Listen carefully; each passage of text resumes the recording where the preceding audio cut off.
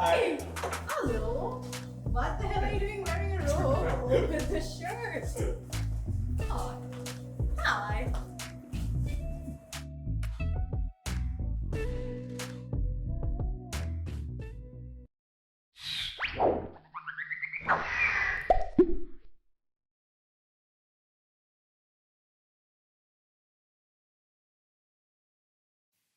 Hirushi, you're someone who has your hand in many different pots. And a question that I get asked a lot because I do a bunch of things as well is how do you manage so many different things and how do you manage your time and how do you manage each commitment? Yeah. Yes, actually, that's a very good question because I myself wonder how because sometimes things overlap. But thanks to my phone calendar, I just kind of that's definitely a very important tool in what I do. But I do two media jobs. I'm a television presenter and also I am one of the associate editors for online content with a big press network. And on the side, I'm doing singing. I'm an MBA candidate. A lot of things going on. But I think it's what time you dedicate to which part. I think that's very important. Like I do have segmented time schedules for different things I do. But there are days that I really need to do absolutely nothing. Like that's also something that I have to do because otherwise your brain is like wired to like overthink everything and get anxious. So yeah, I think it's very important for you to maintain a daily basis, like a calendar. I think that's personally my experience. Yeah. Let's talk about another important issue, which is like equality or the lack thereof in Sri Lanka. A lot of the times, because I live abroad, I see how equality works because a lot of the LGBTQ community is treated equally and women are given their rights. There's equal pay. How do you see this in Sri Lanka? Because I think it's an issue in a lot of the South Asian countries that we don't treat women right. Well, I think it's a very interesting question because I've spoken to a lot of people who have firsthand experience in being treated unequally. I guess it's just a historical perspective to it as well. Like if you take in history, like a woman was always under a man, like maybe I'm the father and then the father passes the daughter to another man to retain wealth in the family. So it has always been there where men like confirm their acceptance by having more power over women. I guess we cannot blame why we are in a certain way, but we have the power over the choices we make. So we do see that this masculinity, the toxic aspect of masculinity comes from this need for acceptance. Like even if a boy cries, like all his friends will be like, oh, why are you crying like a girl? Like it's always been that. So in order to fit in order to accept yourself as a person, he had to, project that energy, that what you hide inside on a woman. And it comes out as bad behavior. It comes out as, abuse. It comes out as different things. So I think we all need to find a balance. I feel like what I always say is a complete person is, if it's a woman, there has to be a certain like amount of a masculine aspect in her. And a man should have a certain amount of femininity in them as well. Yeah. Then only there's a balance. So I think that's something that we need to teach and we need to make it the next hip thing to be a gentleman, what it is to be a gentleman, what it's like to be not so like, someone who suppresses their emotions. So I think it came from our culture. Yeah. And it has manifests in many ways. It manifests in many ways. Like it could be having the pay gap, having leadership authority over women, having less representations in politics and leadership. It has gradually started manifesting in different avenues. But I think there's equal access to education to both men and women, which is a stepping stone to make this change. Yeah. So back then, women were not allowed to have access to education as much, and they didn't have, because of that, they didn't have enough knowledge to vote, and because of that there was a ripple effect. But now we at least have equal access to education to a good extent, not everywhere, but it's improving. So from there, I think women also have the responsibility of understanding their value and operating on it. So I think we have quite a journey to go, but we're off to a good start. Good. As you are big on social media and you are an influencer, like what do you do within like your own network to kind of put out this positive message into the world saying, hey, don't do this, don't do this, don't do this? What's your process? I think being a woman and being successful is one way I put it out. Like I happily do what I do, and I've definitely overcome certain barriers. And by sharing my experience as a woman who overcame certain barriers, I think I already put that message out just by doing what I do. But other than that, I do work with certain movements, nonprofit organizations. I would not reveal certain names due to confidentiality. Yeah. But I work on ground level on protecting the hygiene of, female sex workers, vulnerable communities, children, especially children who are in certain risky neighborhoods. And so I've done certain research and creating learning content for such individuals, creating learning content to see another side of, behind these skyscrapers, under these, very high-tech bridges and whatnot.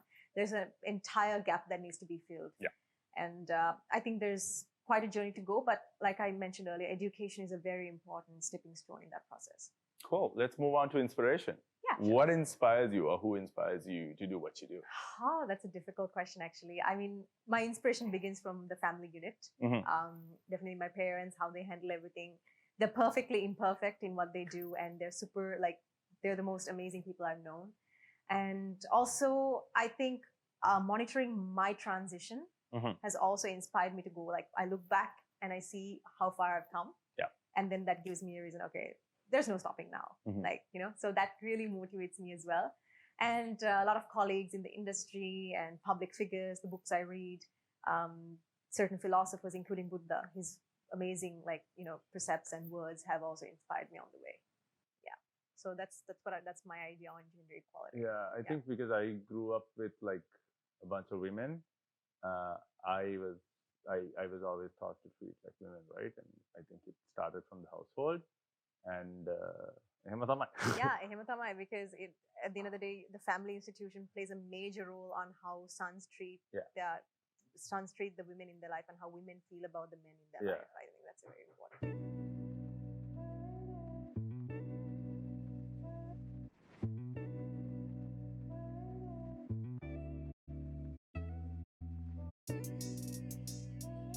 Oh wow, fancy! Yeah, Starving. That looks beautiful. I'm gonna cry. So cute. Oh, this is so pretty. Look at that. I know, it's great. Oh my god, I'm just gonna. Okay, so you got rather messy. We can put everything, right? No? Halay done now. It's so cute.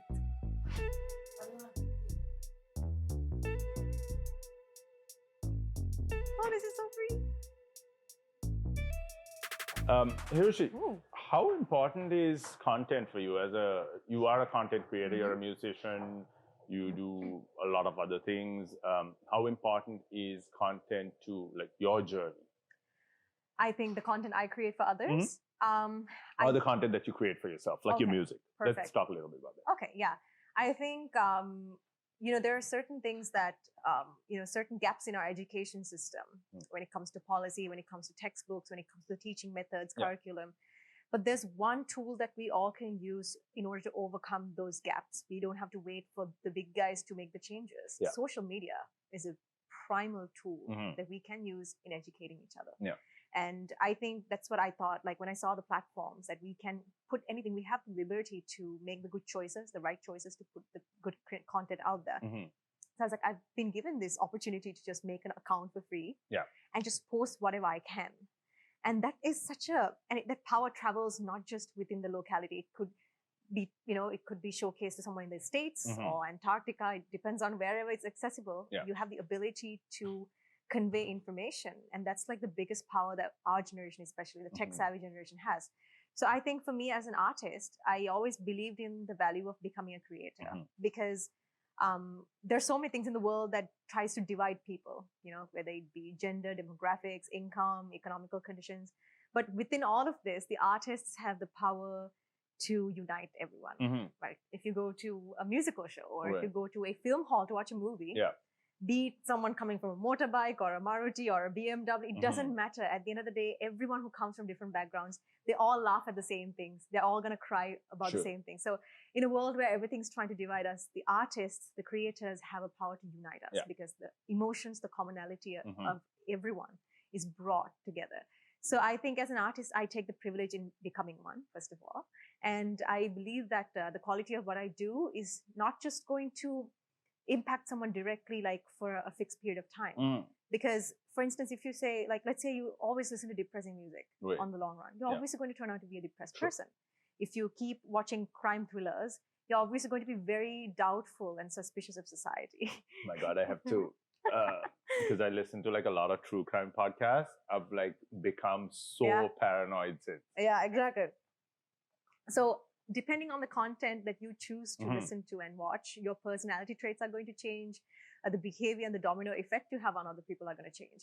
So to me, I realized that more than just, trying to get the attraction and the attention from people, there's a big responsibility in what I do, because it creates a long-term social change. The content we put out there, it creates a long-term social change. It's about liberation sometimes. It's about standing up for yourself. Sometimes it's about abuse. And depending on how the industry portrays a certain culture, people tend to buy it. So I think creators, the content you create has to be of top notch, and it has to be of best intentions. It could be something controversial, but if your intentions are good, you have to send it through and educate people the right way. And I think it's something that every content creator should know about. Yeah. How important is patience to your journey? Because for me, building something, I know it takes a long time and nothing happens overnight. So for me, patience plays like a major key in like my career. Yeah. How important is patience to you? I think it's actually for sustainability. I think to not go high, but to go far, you need patience. So in my career, I think, yes, there's a lot of things that could easily affect how I feel. But if I let those control my feelings and my mind, I'm not going to end up in a good place. So I think patience is something you should have. And also at the same time, you should have a balance in everything too. Like, it's not like you should go through with things that you don't deserve. It be it your career or your personal life, doesn't matter. But patience is also something that has to kind of align with your limits. Because if you put up with something that you don't want to put up with, I think that's also, you're kind of losing in the situation as well.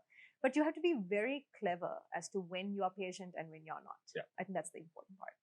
Hirushi, thanks for having breakfast with me this morning. Yes, it was super exciting to bump into you and just this is an amazing spread, by the way. And thank you so much for, making time and having this conversation. All the best to everything that you do. Thank you so much. And thank you, and all the best with the series. I'm super excited to see out the amazing things you're going to do. So all the best for that as well. Thank you.